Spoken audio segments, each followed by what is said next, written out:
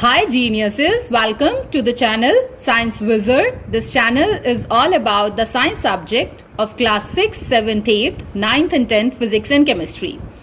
और अगर आप नए हैं मेरे चैनल पे तो you can subscribe to the channel for more science videos, and if you like the explanation then please press the like button and share it with your friends, family and the classmates, and you can share your experience in the comment section of the video. So the topic which we are going to discuss today is the structure of matter, class 7, chapter 3. So in my earlier video, we have discussed that what is matter and what is the smallest particle from which the matter is made up of. So that is the atom. ठीक है, फिर जब same kind of atoms combine करते हैं then they form the molecule, and when those molecule combines together they form an element. So basically elements are made up of only same kind of atom. And the smallest particle of an element is atom.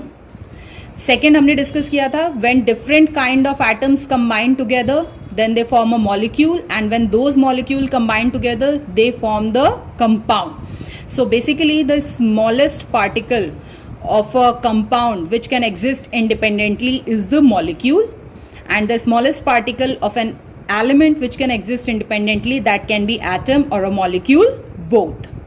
And till now we have discussed that there are 118 elements discovered so far. Out of 92 are the natural and rest are the made in laboratory. Okay, so now we are going to discuss about the occurrence. So many elements have a great tendency to combine with each other to form a compound.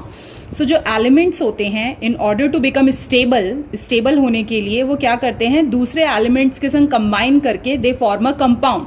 जैसे अगर आपको धरती में से iron चाहिए, okay, तो जब भी आप धरती में से लोहा निकालते हैं तो वहां पे सिर्फ आयरन नहीं मिलता, ठीक है। आयरन जो होता है वो किसी और एलिमेंट के संग कंबाइन करके, जैसे आयरन सल्फाइड, इस फॉर्म में आयरन आपको धरती में मिलता है और उसमें से आपको आयरन को एक्सट्रैक्ट करके निकालना होता है। तो जनरली ज्यादातर एलिमेंट्स जो होते हैं वो दूसरे एलिमेंट्स के संग कंबाइन करते हैं and they form a compound. हमने ये देखा हुआ है कंपाउंड कैसे बनता है, जब दो और दो से ज्यादा एलिमेंट्स केमिकली रिएक्ट करते हैं in a fixed proportion then they form a compound. So these elements are therefore not found in the free state in nature. कुछ ही एलिमेंट्स हैं जो कि फ्री स्टेट में मिलते हैं, पर वो एलिमेंट्स जो होते हैं उनकी रिएक्टिविटी बहुत ही लेस होती है। रिएक्टिविटी लेस होने का मतलब वो जल्दी किसी और एलिमेंट के संग रिएक्ट नहीं करते हैं। लाइक जैसे गोल्ड है, ठीक है, गोल्ड जो होता है वो जल्दी किसी और एलिमेंट के साथ रिएक्ट नहीं करता। तो जो गोल्ड होते हैं, सिल्वर होते हैं, प्लैटिनम होते हैं, they are the least reactive elements, और वो किसी और एलिमेंट के संग कंबाइन करके कंपाउंड फॉर्म नहीं करते हैं।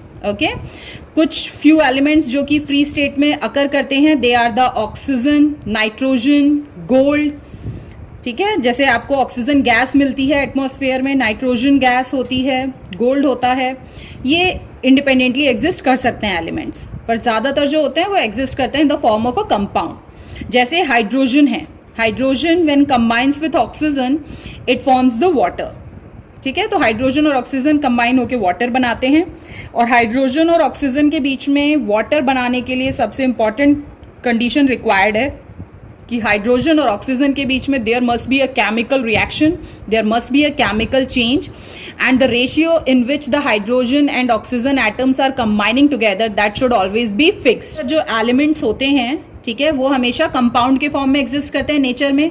तो अगर मुझे प्योर एलिमेंट चाहिए तो उस कंपाउंड में से मुझे उसको सेपरेट करना पड़ेगा एलिमेंट को, and I have to use some methods. तो जनरली जो कंपाउंड होते हैं उनमें से प्योर एलिमेंट्स को सेपरेट करने के लिए, एक्सट्रैक्ट करने के लिए we have to use the chemical method. So आपकी बुक में एक एग्जांपल दिया हुआ है, जैसे वाटर है, वाटर से अगर, क्योंकि हाइड्रोजन और ऑक्सीजन मिलके वाटर बना रहे हैं, और वाटर को अगर आप ब्रेक डाउन करेंगे तो you will get hydrogen and oxygen only.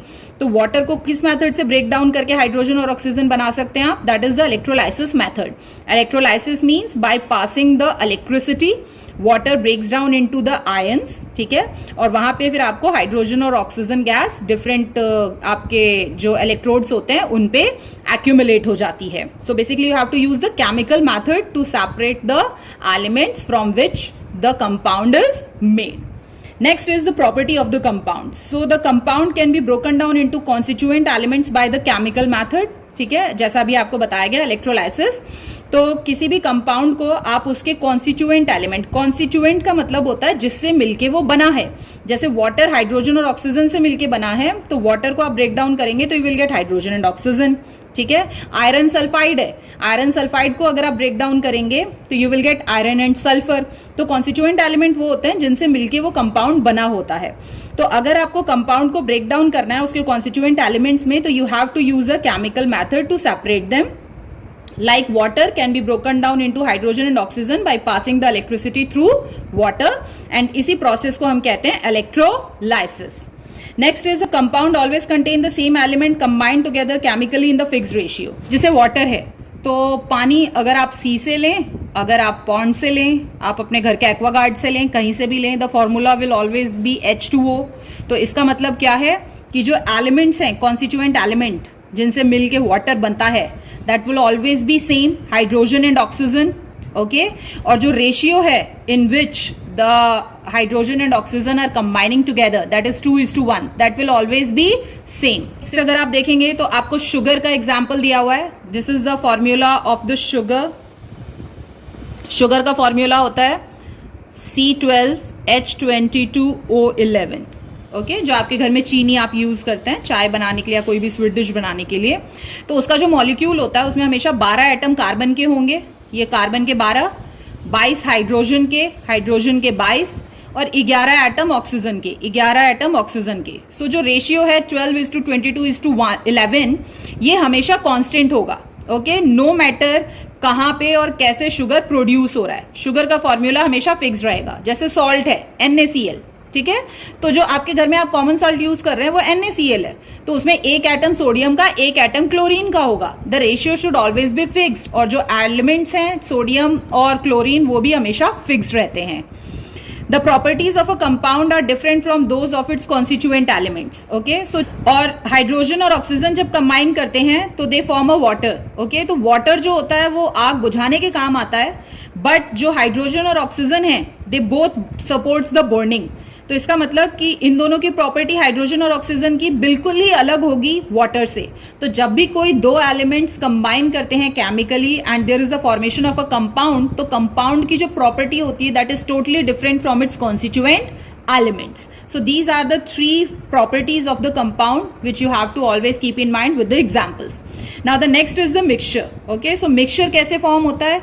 तो पहली चीज कंपाउंड कैसे फॉर्म होता था, जब दो या दो से ज्यादा एलिमेंट केमिकली कंबाइन करते हैं in a fixed ratio. Mixture कैसे बन सकता है, जब दो या दो से ज्यादा एलिमेंट या फिर कंपाउंड, ओके, तो यहां पर एलिमेंट और कंपाउंड दोनों ही एक दूसरे के साथ मिलके मिक्सचर फॉर्म कर सकते हैं। सेकेंड कंडीशन रिक्वायर्ड है मिक्सचर के लिए कि there should be a no chemical change between them. जैसे कंपाउंड में दो एलिमेंट्स के बीच में हमेशा केमिकल रिएक्शन होता है, बट मिक्सचर के केस में वो एलिमेंट दोनों कंबाइन करें या कंपाउंड दोनों कंबाइन करें, वहां पे कोई केमिकल रिएक्शन नहीं होगा उनके बीच में। ठीक है, और तीसरी कंडीशन कि वहां पर कोई भी नया मॉलिक्यूल फॉर्म नहीं होता है। जैसे कंपाउंड के केस में हाइड्रोजन और ऑक्सीजन कंबाइन करके वाटर बनाते हैं, बट यहां पर एलिमेंट और कंपाउंड मिलते भी हैं क्योंकि उनके बीच में कोई केमिकल रिएक्शन नहीं हो रही है, तो यहां पे कोई नया मॉलिक्यूल फॉर्म नहीं होता है। और the next thing which you have to keep in mind कि कंपाउंड के फॉर्मेशन में जो रेशियो होता है एलिमेंट्स का in which they are combining together that is always fixed, but mixture के केस में जो रेशियो है एलिमेंट्स और कंपाउंड का जो कि एक दूसरे के संग कंबाइन कर रहे हैं वो फिक्स होना जरूरी नहीं है। सो अगर आप देखेंगे what is the difference between the compound and mixture, so पहला combination of the constituents. Constituents मतलब जिनसे मिलके वो कंपाउंड और मिक्सचर बनता है। तो हमने कंपाउंड में क्या देखा था, कॉन्स्टिट्यूएंट्स क्या होते हैं, हमेशा elements, two elements combined together in a fixed ratio to form a compound। ठीक है, तो कंपाउंड्स के केस में जो कॉन्स्टिट्यूएंट्स होते हैं they are always elements. Okay, so elements जो होते हैं वो कंबाइन करते हैं टुगेदर केमिकली, बट मिक्सचर के केस में जो कॉन्स्टिट्यूएंट्स होते हैं दे कैन बी एलिमेंट्स और कंपाउंड्स। ठीक है, सो यहाँ पे एलिमेंट्स और कंपाउंड्स अगर कंबाइन भी करते हैं एक दूसरे के साथ तो there must be a no chemical reaction, उनमें कोई केमिकल रिएक्शन नहीं होता, वहां पे केवल फिजिकल चेंज होता है। नेक्स्ट है the ratio of the constituents, so the ratio in which they are combining together. तो यहाँ पे जो कॉन्स्टिट्यूएंट्स हैं वो हमेशा फिक्स्ड रेशियो में कंबाइन करते हैं, पर यहाँ पर जो कॉन्स्टिट्यूएंट्स हैं वो किसी भी रेशियो में कंबाइन कर सकते हैं। नेक्स्ट है सेपरेशन ऑफ द कॉन्स्टिट्यूएंट्स, मतलब कि जो भी आपका कंपाउंड है आप उसको ब्रेक डाउन कर सकते हैं इनटू इट्स कॉन्स्टिट्यूएंट्स, और मिक्सचर को भी आप सेपरेट कर सकते हैं उसके कॉन्स्टिट्यूएंट्स में। सो कंपाउंड को अगर सेपरेट करना है तो you have to use a chemical method, जैसा कि हमने देखा था वाटर के केस में। वाटर को आप bye passing the electricity you can break down into hydrogen and oxygen and that is the electrolysis process। और constituents जो होते हैं, क्योंकि वहां पे physical change ही होता है जब उन दोनों को combine किया जाता है, तो by the physical method only you can separate the mixture। this is the difference between the two। next अगर properties की बात करें तो जो कंपाउंड फॉर्म होता है, जब भी कोई दो एलिमेंट्स केमिकली रिएक्ट करते हैं तो जो कंपाउंड फॉर्म हो रहा है उसकी जो प्रॉपर्टी होगी वो बिल्कुल ही डिफरेंट होती है उसके कॉन्स्टिट्यूएंट एलिमेंट से। बट अगर हम मिक्सचर की बात करें तो जो प्रॉपर्टीज है वो कॉन्स्टिट्यूएंट्स की शो करता है मिक्सचर, क्योंकि there is no formation of a new molecule. Okay, अगर एनर्जी चेंज की बात करें तो जब भी केमिकल रिएक्शन होती है तो या तो एनर्जी एब्जॉर्ब होती है या फिर एनर्जी रिलीज होती है during the formation of a compound, क्योंकि कुछ रिएक्शंस के लिए आपको हीट करना पड़ता है उन रिएक्शंस को करवाने के लिए, तो वहां पे एनर्जी एब्जॉर्ब होती है। और कितनी जगह ऐसा होता है जब आप दो चीजों को मिलाते हैं तो वहां पे हीट रिलीज होती है, जिसको एक्सोथर्मिक रिएक्शन कहते हैं। तो वहां पर जब भी कोई केमिकल रिएक्शन हो रहा है दो चीजों के बीच में तो या तो हीट एब्जॉर्ब होगी या हीट रिलीज होगी। बट अगर हम मिक्सचर्स की बात करें तो मिक्सचर के केस में ना ही तो हीट एब्जॉर्ब होती है ना ही हीट रिलीज होती है। सो this is the basic difference between the compounds and the mixture. बस कंपाउंड में आपको याद रखना है एलिमेंट्स कंबाइन करते हैं, यहाँ पे एलिमेंट्स या फिर कंपाउंड कुछ भी कंबाइन कर सकता है। यहाँ पे जो रेशियो होता है in which the elements are combining together that is always fixed. यहाँ पे रेशियो फिक्स नहीं होता, यहाँ पे केमिकल चेंज होता है, इसमें सिर्फ फिजिकल चेंज होता है। इसको सेपरेट करने के लिए you have to use the chemical method, इसको सेपरेट करने के लिए you can use the physical method. और यहाँ पर ही जो एनर्जी है वो एब्जॉर्ब होती है और रिलीज होती है, यहाँ पे कोई एनर्जी चेंज नहीं होता है। सो जो मिक्सचर है वो बन सकता है जब भी आप दो या दो से ज्यादा एलिमेंट्स या कंपाउंड को कंबाइन करवाते हैं किसी भी रेशियो में, और जो कंपाउंड है वो हमेशा बनता है जब एलिमेंट्स कंबाइन करते हैं फिक्स्ड रेशियो में। So let me explain through the activity. Activity 1 में हम क्या कर रहे हैं, हमने आयरन के पाउडर लिए हैं, बेसिकली आयरन फिलिंग्स, जब आयरन के बहुत छोटे छोटे से टुकड़े जो बना दिए जाते हैं, और हमने सल्फर पाउडर लिया है एक चाइना डिश में। So as you can see this is the China dish. इसमें हमने क्या किया है, आयरन फिलिंग्स मतलब लोहे के बहुत छोटे छोटे टुकड़े और सल्फर पाउडर को मिक्स कर लिया है। उसके बाद now bring a magnet near them, you have to bring a magnet near them. तो आपको पता है कि जब भी मैग्नेट लोहे के पास आता है तो जो लोहा है वो सारा का सारा मैग्नेट से आके चिपक जाता है।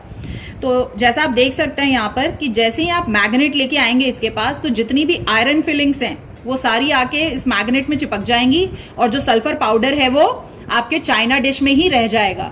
सो यहाँ पर this is the physical method. आप बस मैग्नेट लेके आए, यहाँ पर आपने उसके पास लेके आए, वो उसमें चिपक गया, तो आयरन अलग हो गया, सल्फर अलग हो गया। तो ये जो मिक्सचर है, ठीक है, और यहाँ पे जो आयरन फिलिंग्स और सल्फर को आप मिक्स कर रहे हैं वो आप किसी भी रेशियो में मिक्स कर सकते हैं। आप आयरन फिलिंग्स कितना भी ग्राम ले सकते हैं और सल्फर आप कितना भी ग्राम ले सकते हैं, तो रेशियो भी फिक्स नहीं है। और दूसरा, अगर आपको सेपरेट करना है आयरन फिलिंग्स और सल्फर को, कॉन्स्टिट्यूएंट एलिमेंट्स को, तो you can easily separate by bringing the magnet, that is the physical method. और यहाँ पे कोई केमिकल चेंज नहीं हुआ। केमिकल चेंज का मतलब कि there is no formation of a new molecule in the mixture. But जब आप कंपाउंड का फॉर्मेशन होता है तो उसमें आपको क्या करना है, अब इसी सेम जो मिक्सचर था आपका आयरन और सल्फर का, you have to heat up. तो जब आप इसको गर्म करेंगे, तो मैंने अभी बताया था ना, कंपाउंड जब बनता है तो उसमें या तो एनर्जी एब्जॉर्ब होती है या फिर एनर्जी रिलीज होती है। तो जब आप यहाँ पे इसको हीट कर रहे हैं तो ये एनर्जी को एब्जॉर्ब कर रहा है फॉर द केमिकल चेंज।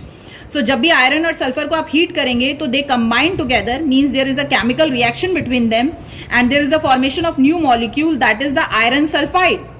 और आयरन सल्फाइड जो होता है, मतलब कंपाउंड जो बनता है, उसकी प्रॉपर्टी टोटली डिफरेंट होती है फ्रॉम आयरन एंड सल्फर।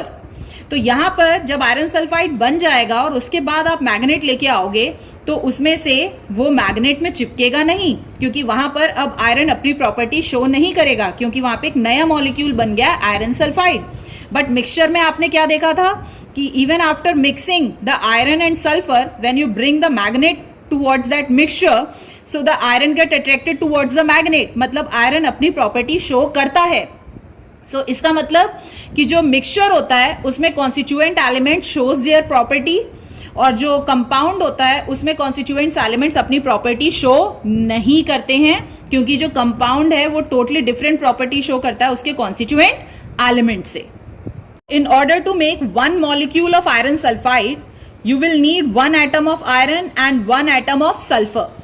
अगर मुझे आयरन सल्फाइड बनाना है तो 1 एटम आयरन 1 एटम सल्फर का, तो ये बन गया मेरा आयरन सल्फाइड का एक molecule. Now if we use 20 gram of iron powder, ठीक है, अगर आप 20 ग्राम आयरन पाउडर लेते हैं और 8 ग्राम सल्फर लेते हैं और अगर आप उसको हीट करते हैं, सो रिएक्शन होगी वहां पर, बट जो एक्स्ट्रा 6 ग्राम आयरन है विल बी लेफ्ट ओवर। इसका मतलब क्या हुआ? सो जो रेशियो बाय मास है वो भी हमेशा फिक्स्ड रहता है जब भी कंपाउंड फॉर्मेशन होता है। सो रेशियो बाय मास मतलब कि आयरन का 14 gram always combine with 8 gram of sulphur and it always form 22 grams of iron sulphide. So suppose अगर मैंने 20 ग्राम आयरन ले लिया और सल्फर मैंने 8 ही ग्राम लिया है, तो अगर मैं हीट करूंगी तो क्या वहां पे रिएक्शन होगी? यस, बिल्कुल होगी, क्योंकि यहां पर क्या होगा, 14 ग्राम ऑफ आयरन 8 ग्राम सल्फर के संग तो कंबाइन कर जाएगा और यहां पे 22 ग्राम आयरन सल्फाइड बन जाएगा, ठीक है। बट अगर मैं यहां देखूं तो मेरे पास आयरन कितना था? 20, तो 20 माइनस अगर 14 करूं तो कितना आयरन बच गया? 6 ग्राम, ठीक है। तो देखो यहां पर 14 ग्राम आयरन 8 ग्राम सल्फर के संग टोटली कंबाइन करके आयरन सल्फाइड बना चुका है। तो यहां पे जो आयरन सल्फाइड बना है ना, उसकी प्रॉपर्टी टोटली डिफरेंट होगी आयरन और सल्फर से। बट जो आयरन बच गया, जिस आयरन ने रिएक्शन ही नहीं किया, वो आयरन अपनी प्रॉपर्टी शो करेगा। मतलब वो 6 ग्राम जो आयरन बच गया, अगर उसके पास मैग्नेट लेके आया जाए तो वो आपका मैग्नेट से चिपक जाएगा। सो इसका मतलब हमने क्या देखा कि जब भी कोई दो एलिमेंट्स कंबाइन करते हैं, उनके बीच में केमिकल रिएक्शन होता है टू फॉर्म अ कंपाउंड, तो वहां पर जो रेशियो होता है उनके मास का, जिस मास में वो कंबाइन करेंगे वो भी फिक्स्ड रहता है, दैट इज 14:8, ठीक है। और जो रेशियो होता है नंबर ऑफ एटम्स का जिसमें वो कंबाइन करेंगे वो भी फिक्स्ड रहता है, दैट इज ऑलवेज 1:1।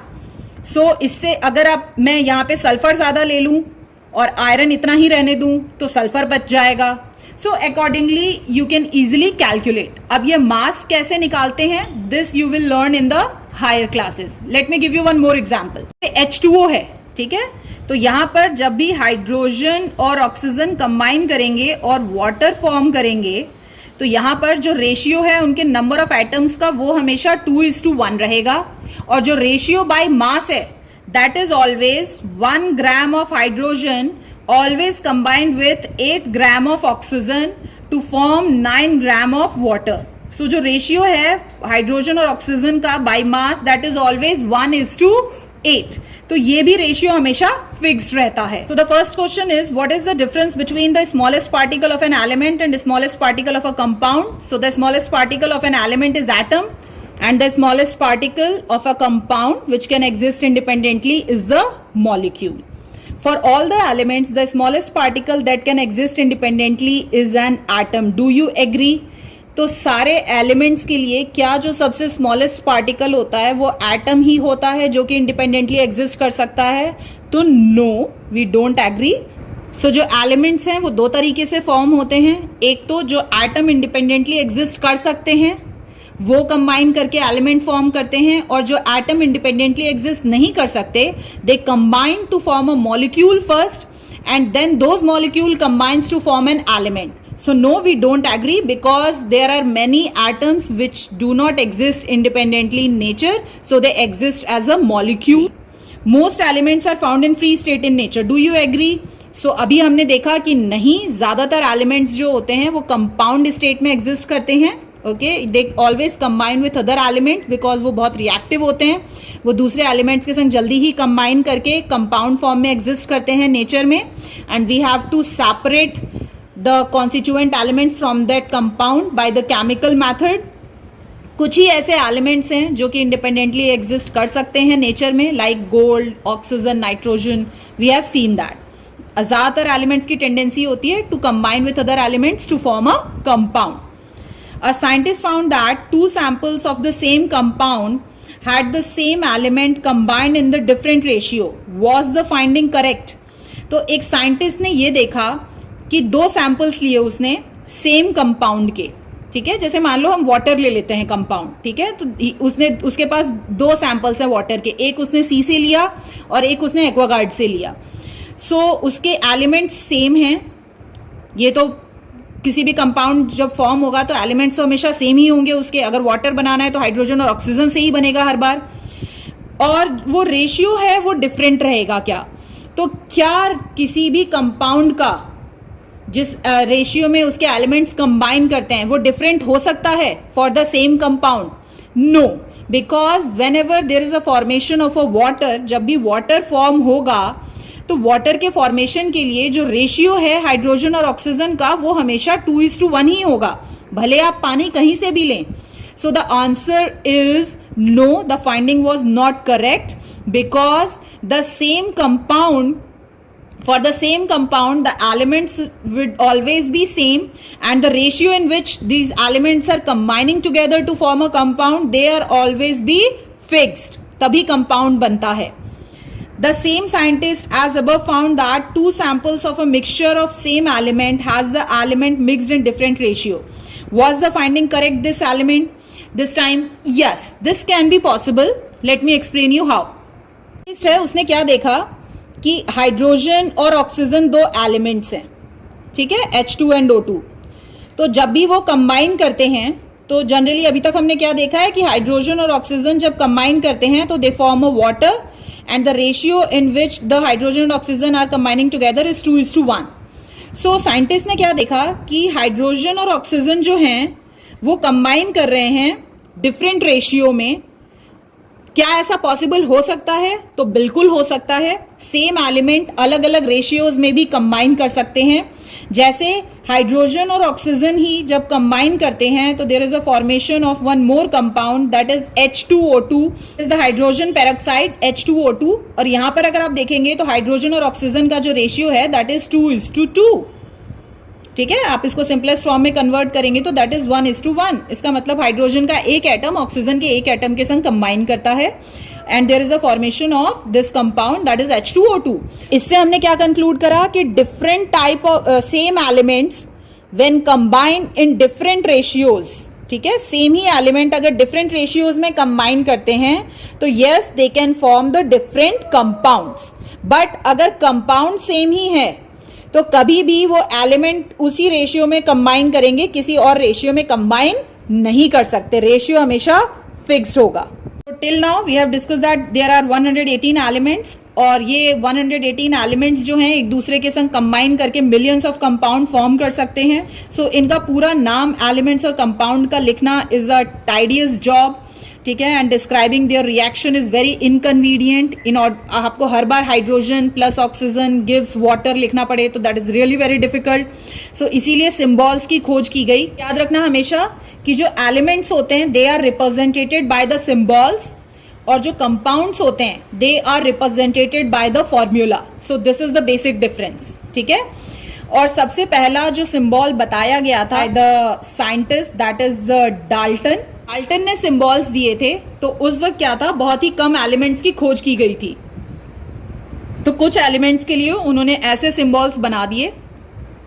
पहली चीज, ऐसे सिंबल्स जो हैं कुछ एलिमेंट्स थे तो उनके लिए इजी, याद रखना इजी है सिंबल्स, बट इनको ड्रॉ करना every time is very difficult. ठीक है, but as the number of elements are increasing, ठीक है, नंबर ऑफ एलिमेंट्स की खोज बढ़ने लगी जब, तो इतने डिफिकल्ट सिंबल्स को याद रखना थोड़ा मुश्किल होने लगा जो डाल्टन ने दिए थे. डाल्टन के बाद the second scientist, his name is Berzelius, उन्होंने बहुत ही इजी सिंबल्स बनाए एलिमेंट्स के जिनसे कि आप इजीली याद रख सकते हैं. ठीक है, और इतना डिफिकल्ट नहीं हो उनको कहीं भी लिखना या ड्रॉ करना. सो बर्जीलियस ने क्या बोला कि कुछ एलिमेंट्स जो होते हैं वो रिप्रेजेंटेटेड होते हैं by using the first letter in the capital of the name of element. तो जो एलिमेंट है उसका जो भी नाम है उसका जो फर्स्ट लेटर है वही उसका सिंबल होगा, और सिंबल हमेशा कैपिटल में लिखा जाएगा। जैसे कार्बन है तो कार्बन का फर्स्ट लेटर क्या है? सी, तो कार्बन का सिंबल हो गया कैपिटल सी। नाइट्रोजन है तो what is the first letter of nitrogen? N, so symbol N. Oxygen है, ऑक्सीजन का फर्स्ट लेटर इज ओ, तो द सिंबल इज ओ। तो हमेशा याद रखिएगा कोई भी एलिमेंट जिसका नाम का पहला लेटर ही उसका सिंबल होता है तो सिंबल जो होता है वो हमेशा कैपिटल लेटर से रिप्रेजेंट किया जाता है। दूसरा उन्होंने ये देखा कि बहुत सारे एलिमेंट्स ऐसे हैं जिनका फर्स्ट लेटर सेम हो रहा है। ओके, जैसे कार्बन है, कैल्शियम है, कोबाल्ट है, हर किसी का फर्स्ट लेटर तो सेम है। तो अगर हर किसी का सी सिंबल रख दें तो how you are going to recognise whether it's a carbon, it's a calcium और इट्स अ कोबाल्ट। सो उन्होंने फिर बोला कि एक काम करते हैं, कुछ केसेस में हम फर्स्ट टू लेटर्स को कंसीडर कर लेते हैं। ठीक है, फर्स्ट टू लेटर्स अगर उनके सिंबल्स कंसीडर कर रहे हैं तो फर्स्ट लेटर तो हमेशा कैपिटल रहेगा, बट जो सेकंड लेटर है that should always be small. Okay, so जैसे कि कैल्शियम है, okay, as you can see the calcium, so calcium का first two letter is C A, so C will always be capital and A is small for the calcium. Similarly cobalt का the first two letters are CO, so C हमेशा capital होगा, O always small होगा। और last में उन्होंने ये बोला कि कुछ एलिमेंट्स जो हैं उनके नामों को डिराइव किया गया उनके लैटिन नेम से, जैसे कि कॉपर। ओके, कॉपर का जो लैटिन नेम है क्यूप्रम है। अब ऐसा क्यों किया गया? अगर आप देखेंगे तो कोबाल्ट और कॉपर, ठीक है, दोनों का first two letters are same, तो फिर से सेम हो रहे थे, तो इसीलिए कुछ एलिमेंट्स के जो नेम है लैटिन नेम से डिराइव कर लिए गए ताकि डिफरेंशिएट किया जा सके। सो कॉपर का लैटिन नेम क्यूप्रम है तो उसका जो फर्स्ट टू लेटर है वो उसका सिंबल हो गया। सो आपके पास टेबल दी हुई है, एलिमेंट्स के नाम लिखे हैं, जिन कुछ एलिमेंट्स जो हैं उनके फर्स्ट टू लेटर कंसीडर किए गए, कुछ के फर्स्ट लेटर ही कंसीडर किया गया और कुछ के लैटिन नेम से डिराइव किए गए। तो हर किसी का सिंबल यहाँ लिखा है, आपको इसको याद कर लेना है अच्छे से, क्योंकि आज के बाद हर क्लास में आपको ये सिंबल की जरूरत पड़ने वाली है।